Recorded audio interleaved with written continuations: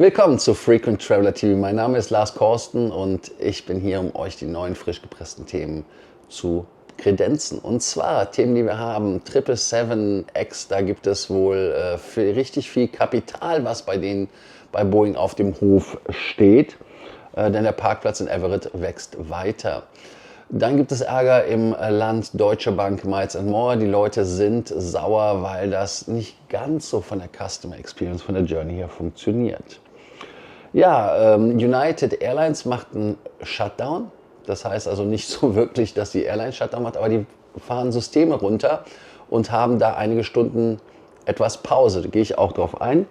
Wir haben dann ein Hilton Honors Targeted Double Nights Deal. Vielleicht ist das für den einen oder anderen interessant. Vielleicht hat der eine oder andere das im Postfach. Und wir haben noch einen Deal, einen Flug in der First Class mit der Swiss nach Dubai. Preislich liegen wir da auch attraktiv bei 2000 paar kaputten. Also schauen wir uns auch genau an. Ihr denkt immer wieder ran, den Kanal zu abonnieren, die Glocke anzumachen und natürlich ein Like dazulassen. Ich genieße hier auch die Sonne in Europa. Die Sonne habe ich mitgebracht, aber die Temperaturen, das was wir Plus hatten, aber hier Minus in Kalifornien. Ja, bei Lufthansa Miles More ist Ärger um neue Lufthansa-Kreditkarte. Der Wechsel vom DKB zur Deutschen Bank ist für einige nicht ganz so reibungslos wie für andere. Hauptproblem ist natürlich die neue Offenlegung von Einkommen, Vermögen, Schufa, Online-Banking-Daten. Und viele Vielflieger haben halt einfach keinen Bock auf den Papierkram. Das Standardlimit ist 2.500 €, soll anscheinend jetzt auch verdoppelt worden sein, wird auch später verdoppelt irgendwie. Callcenter-Mitarbeiter sind schlecht informiert, Filialmitarbeiter sind sogar überfordert. Und die Gefahr ist halt auch, dass die alte Karte nicht automatisch gekündigt wird. Da müsst ihr selber aktiv werden, heißt also doppelte Gebühren. Wer auch noch weiter schaut, ist natürlich so, dass man natürlich ehrlicherweise sagt, 6.000 Meilen plus 40 Points als Kompensation ist natürlich jetzt nicht so der Burner. Und Miles More verteidigt Prozess als bestmögliche Leistung und Lösung. Naja, bestmöglich heißt für mich immer, dass man da natürlich dann nicht weiter denkt, ist von der Customer Experience natürlich ein komplettes rotes Tuch. Aber worum geht es? Ich denke mal, Vielflieger haben halt eine sehr geringe Toleranz gegenüber Bürokratie. Bürokratie ist halt in Deutschland mittlerweile überhandnehmend und auch nicht mehr ganz so toll. Deutsche Bank nutzt den Wechsel, um KYC-Bonitätsdaten komplett einzusammeln. Wobei man ehrlicherweise sagen muss, sie müssen es auch tun, weil sie kriegen ja von der DKB nicht alles geliefert. Und viele empfinden es als nackig machen, besonders wenn sie seit Jahrzehnten Kunde bei der DKB sind und da nie Probleme gemacht haben. Trotz Kritik, Großteil der Kunden hat bereits gewechselt, aber die Zahlen, wie wirklich das Wechselverhältnis ist, kann man ehrlicherweise nicht sagen, weil das wird ja nicht kommuniziert. Und ob man da jetzt schaut, ob man den Vertrag jetzt verlängert mit DKB, vielleicht dann nicht zur Deutschen Bank wechselt, bringt ja auch nichts, weil man die Meilen und Punkte braucht. Und man muss auch ehrlicherweise sagen, es geht leider nicht ganz anders. Aber das ist halt vom Kundenerlebnis her halt relativ blöd. Und ich denke mal, dass ihr da schauen könnt. Einige regen sich auch darüber auf, dass es irgendwie so eine Zwangsverpflichtung anscheinend irgendwo gibt. Da könnt ihr mir Aufschluss geben. Ich persönlich habe da keine Erfahrung mit, dass man quasi die Bankkonten, die man hat, verbinden muss. Dass man dort die Bank selber guckt. In den USA ist das gang und gäbe. Also ich habe in den USA, Amex hat Zugang auf meine Chase, Bank of America und sonst was Konten, um zu gucken, was bei mir los ist. Bringt eher Trust als was anderes. Ist natürlich, dass man sich nackig macht und gläsern macht, aber ist halt schwierig. Und man kann jetzt auch sagen, dass das ein klassisches Beispiel ist für eine Customer Experience, was im Desaster geendet ist. Denn der neue Anbieter, neuer Prozess, neue Bürokratie und dann natürlich schlechter Change Management-Plan. Aber man muss halt ehrlicherweise sagen, wenn ihr die Meilen sichern wollt und keinen Status habt, ist halt dieser Weg mit der Kreditkarte der einzig richtige. Meine Mutter hat mich auch gefangen und hat gesagt, komm, mach die Karte, ist okay. Deshalb die Frage des Tages: Sollte Lufthansa ihren Statuskunden FTL Senhon einen vereinfachten Wechsel ohne erneute Vermögensoffenlegung anbieten? Da könnt ihr gerne was zu schreiben. Boeing 777X, der Parkplatz in Everett wird größer und größer. Wir erinnern uns an die 737, jetzt kommt die 777X. Man kann ja keine 777X ausliefern, weil ja die Zertifizierung immer noch fehlt. Man ist da anscheinend laut Kelly Ortberg auf dem Weg des Positiven, das heißt also soll alles stehen. Produktion läuft trotzdem weiter, immer mehr Flugzeuge stehen ungenutzt herum. Vor Ort wurden ca. 16 Maschinen gezählt. Manche Quellen sagen sogar 20 Maschinen stehen da. Erst 4 sind bereits 2019, fertiggestellt worden. Heißt also, wenn man überlegt, dass die also jetzt 5 plus x Jahre alt sind, ist das schon krass, ohne je geflogen zu sein. Die erste Auslieferung ist immer noch der Plan Frühjahr 2027, also wir haben noch ein Jahr hin und ein bisschen mehr. Produktionsrate sind 4 Stück pro Monat, inklusive 777F und der 777-8F. Also da ist wirklich gebundenes Kapital, glaube ich, so ist der Fachbegriff. Ne?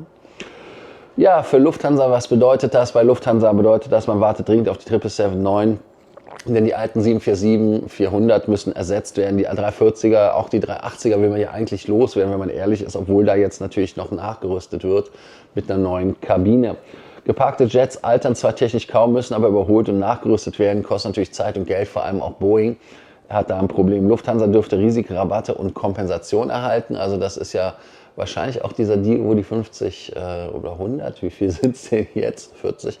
Ich glaube 40 737 MAX rausgekommen sind. Das war dann halt schweinebillig, um es mal so zu sagen. Und also nochmal, die Maschinen sind zwar auf dem Papier 5 Jahre alt, Baujahr 2019 oder was auch immer oder so ungefähr. Aber die sind halt nie geflogen und man muss halt gucken, dass da keine Korrosion und so weiter ist. Aber ich denke mal, dass die das alles ordentlich machen.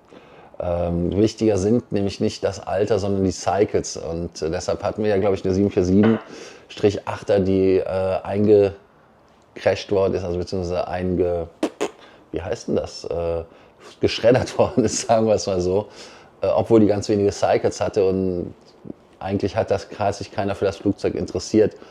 Oder auch die 320er Neos, die jetzt mittlerweile dort geschreddert werden, die werden geschreddert, weil man die Ersatzteile verkaufen kann. Also insofern ist Cycles das, was wichtig ist, nicht was das Alter ist. Ja, man sieht halt wirklich das Problem bei Boeing. Das Problem ist halt Managementfehler, Zertifizierungsdruck, Qualitätsprobleme und dann Stau auf dem Werksgelände. Und damit kann man halt davon sagen, dass Everett wahrscheinlich wohl einer der teuersten Parkplätze, wenn nicht sogar der teuerste Parkplatz der Welt ist. Und die Frage ist, sollte Lufthansa überhaupt diese geparkten Frames, also diese Flugzeugrümpfe akzeptieren, oder soll man sagen, nee, ihr müsst da schon was Ordentliches machen? Da wäre ich mal gespannt auf eure Meinung, ob man bei Lufthansa eher sagt, nee, bau mal neu. Bei United Airlines ist es so, die haben das Share-System Shutdown am 4. Februar. United geht für 2 bis 3 Stunden komplett offline. Am 4. Februar um 1.30 Uhr bis 5 Uhr in Central Time sind Buchungen, Ticketing, Check-in, Reservierungsänderungen, Refunds, Partnerzugriff, United App, Travel Angel Systeme, alle nicht erreichbar. Deshalb wurden auch Flüge gestrichen. Grund ist, dass man einen Restart, einen Cut-over des Shares-Reservierungssystems macht. Vermutliche Infrastruktur, Migration, Cloud, Host-Systemwechsel, Datenbank-Upgrades. Und Ziel ist es natürlich, dass man weniger Ausfälle hat vom System, geringere Fehlerquote, bessere Stabilität. Ehrlicherweise ist das alles so unter der Motorhaube. Wir werden da nicht viel sehen, was sich da verändert oder verbessert hat. Aber die Zukunft wird halt moderner und vorbereitet auf Offer-Order-Zukunft, moderne Preis-Produktlogik, Änderungen im Mileage-Plus-Programm. Und das hat United ja selber schon angedeutet, dass es da leider auch Änderungen geben wird. Ja, also ich bin mal gespannt. Man macht das auch, glaube ich, nur um große Sachen zu machen, damit man im Betrieb halt, wenn man es hot macht, nicht große Probleme hat. Deshalb ist es in meinen Augen so auch ganz okay, aber es wird ja auch in der Nacht gemacht. Ja, sollte eine Firma wie United das komplette System offline nehmen oder sagt ihr, nee, das ist für die Kunden unzumutbar? Sind 3 Stunden ein Thema? Ich weiß gar nicht, wie viel Zeit die hätten für ein Rollback, also falls das nicht klappt. Wo war das denn nochmal? Ah ja, bei den Schweizer Skyguard war das, glaube ich, wie heißt es nochmal, Sky? Die hatten ja auch das System-Update und Zürich hatte dann quasi da das geschafft, die anderen nicht. Genf war das, glaube ich. Also da sieht man mal, wie IT uns heute klar dominiert. Und wir haben nochmal einen Deal für euch mit der Swiss First Class von Budapest nach Dubai. startet irgendwo bummelig bei 2.680 Euro. Mega Deal, Swiss First Class ab Budapest nach Dubai für 2.680. Ersparnis gegenüber Abflug in Zürich ist schon mal markante 60%, ist schon nicht schlecht. First Class Buchungsklasse A zu Brecha ist natürlich Business Class J. Und die Verfügbarkeiten ab Juni 2026 sind ja sehr gut, also in den Sommermonaten in Dubai. Statuspunkte gibt natürlich dort bei Miles & More Statuspunkte 880 Stück. Auch natürlich relativ geil, weil die ja auf 400 erhöht worden sind. 400 hin, 400 zurück und dann natürlich nochmal 40 für das Business Class. Und bringt euch relativ nah auch an den Senator ran. Man macht das noch zweimal machen. Die Swiss First Class vom Produkt her, brauchen wir nicht zu sagen, ist schon ein tolles Produkt. Da gibt es gar nichts. Die Sitze, ja gut, man kann über alles lästern. Also ich persönlich finde das jetzt gar nicht mal so schlecht für den Flug. Und ja, es ist wohl der bequemste Flug, den man machen kann. Und ist es für euch ein legitimer Weg, als Vielflieger Geld zu sparen, solche Sachen, solche Deals? Oder sagt ihr, nee, finde ich nicht so prickelnd?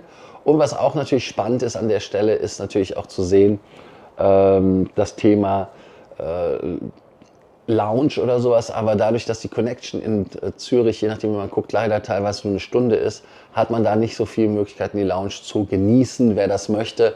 Ich persönlich bin kein Lounge-Afficionado mehr.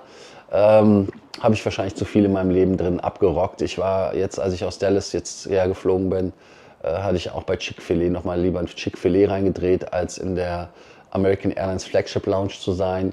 Bei den American Express, bei der Centurion Lounge, da war eine Schlange, habe ich auch gesagt, nee, anstellen machen wir auch nicht. Also war alles dann relativ blöd.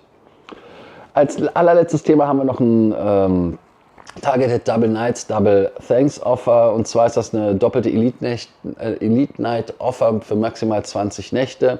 Nur für ausgewählte Mitglieder, also für Leute, die mindestens 2025 einen Aufenthalt hatten. Promo gültig für 4 Monate ab Registrierung.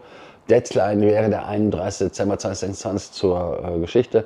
Ideal ist natürlich, um schnell Gold oder Diamond zu erreichen. 40 Nächte braucht man mittlerweile nur für den Diamond.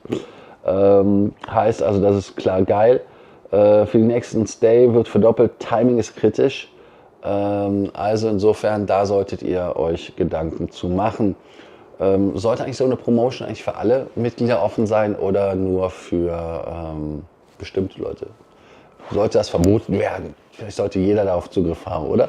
Da könnt ihr jetzt nochmal drauf antworten. Ihr denkt dran, wie immer den Kanal zu abonnieren, die Glocke anzumachen, ein Like dazulassen, bevor die Sonne hinter dem Nachbargebäude verschwindet und ich hier in dem Schatten vom Rohr bin. Nochmal die Fragen des Tages, und zwar einmal natürlich, sollte Lufthansa Staatskunden einen vereinfachten Kreditkartenwechsel ohne die volle KYC anbieten? Ja, ich weiß, ich denke mal, es wird nicht gehen wegen Banken, die haben die Verpflichtung, das zu tun. Also insofern kann man da nicht wirklich was verbessern, aber es ist halt trotzdem ein scheiß Kundenerlebnis. Und dann als zweite Frage ist es so, sollte Lufthansa überhaupt die 777X akzeptieren, wenn die da von der Halde kommen und da schon jahrelang geparkt sind, oder sollten sagen, nee, mach mal eine neue. Also insofern danke ich, dass ihr heute bei Frequent Traveler TV dabei wart. Denkt dran, den Kanal zu abonnieren, die Glocke anzumachen, ein Like dazulassen und was haben wir noch? Bis zur nächsten Sendung. Also, bis dann, ciao.